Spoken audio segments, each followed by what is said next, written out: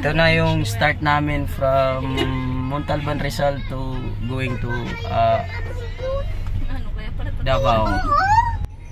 I-surprise namin ng birthday, 75 birthday ng aming nanay. Uwi kaming lahat magkapatid kasama yung kanyang lahat ng apo niya from Manila. Tapos meron din nasa Davao Oriental. Hindi niya alam na pupunta lahat kami, kung ano bang maging reaction niya.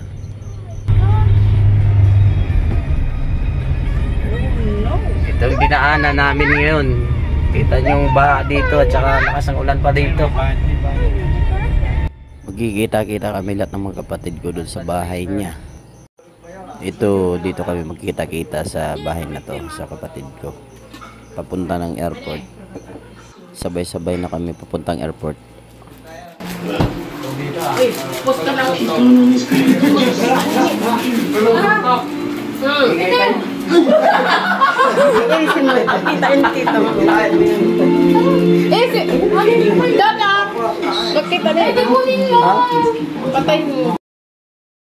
Papunta ng airport, dalawang sasakyan kami. Yung lilitsunin niya na 40 kilos. Kukulangin niyo ng ano. Naku, inupuan niya. Airport na kami. Airport na, dito na lahat magkita-kita. Airport na kami. Oo.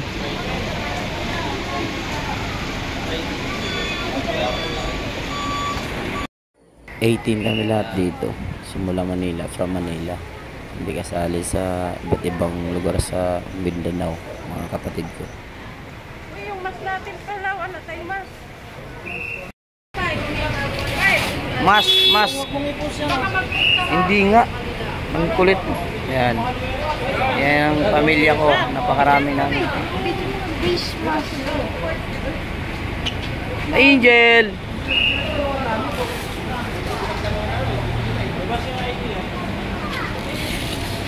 Angel!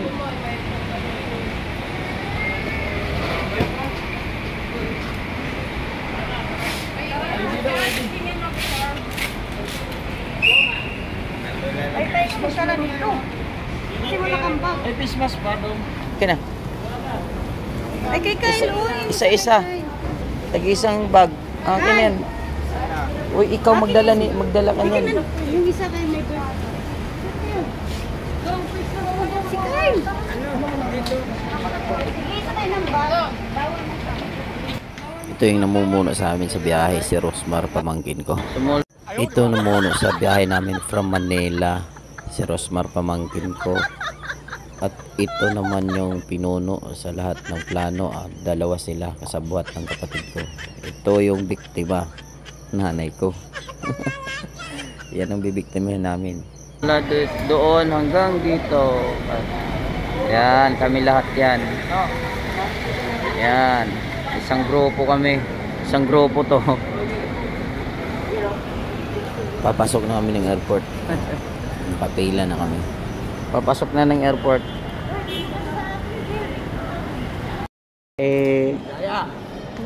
Airport na kami. Dito ako. Ako sa airport. Ito, kayo. Airport na kami. Kuya. Si Kuya Kyle.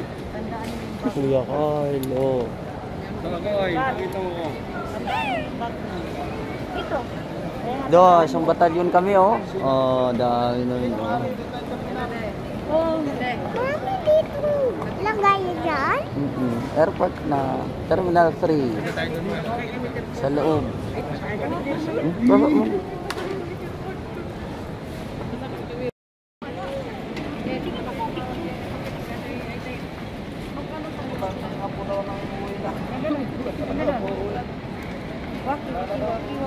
Pwede na tanggalin muna. Dito makikita kung gaano ka-excited kami na makita namin yung bibiktimahan namin sa Davao. Hindi niya expected na uuwi talaga kami kasi ang hirap ngayon. Umuulan at bumabagyo pa. Kuya. Kaya excited Tanggalin na niyo rin muna kami. yung mask kasi Kung ano ang pag tanggalin magiging niyo muna reaksyon niya, pagpasok doon, abangan saka niyo. mag-mask. At saka yung mga kapatid namin sa Davao City at saka sa Davao Oriental, excited na rin sila kung ano magiging Tanggalin mo reaksyon muna ng yun. nanay namin. Mamaya na po doon. Dahil nakahanda na rin sila. Na set up na rin doon kung anong dapat gawin pagdating namin. Iisa lang ang masisiguro ko. Hahagulgul sa pag-iyak yung nanay namin.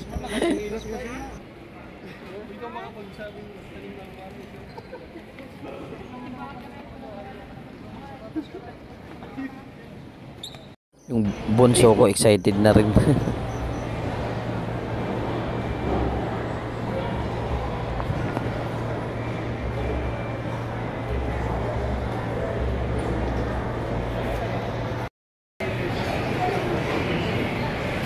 Ayan, ang isang batalyon. Nandyan pa yan, hanggang dyan.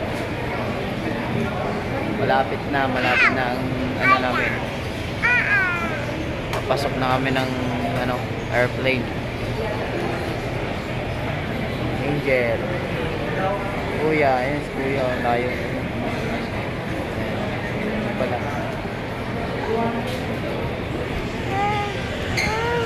Ayan. Lapit na. Daming tao.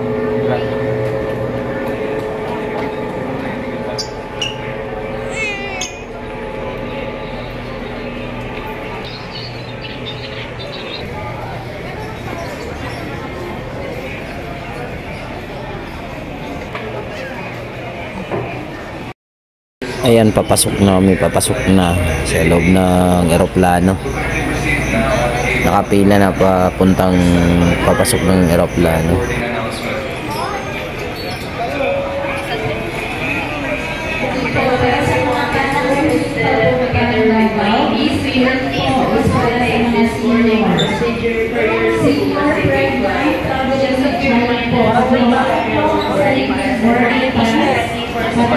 Namin, no?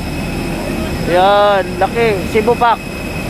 Flight 5G961. Sila si Marlo. Papunta yan, kanya-kanyang upuan yun eh. Yan na. Yan namin.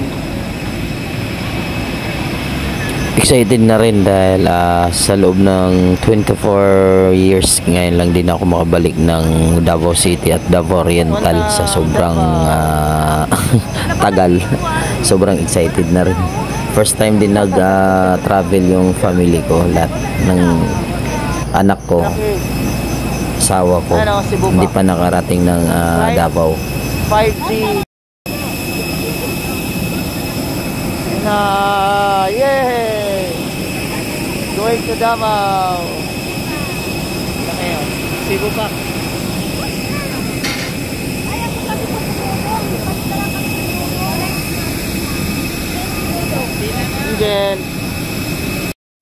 Ito yung loob ng eroplano, medyo malaki yung sinakyan naming eroplano dahil kumakarga siya ng 240 passengers. Medyo sa dulo pa kami. Medyo malayo pa yung lalakaran namin. 3-3. Saya tayo mo na sa'yo, nak. Abang-abangan nyo paglapag namin. Excited talaga.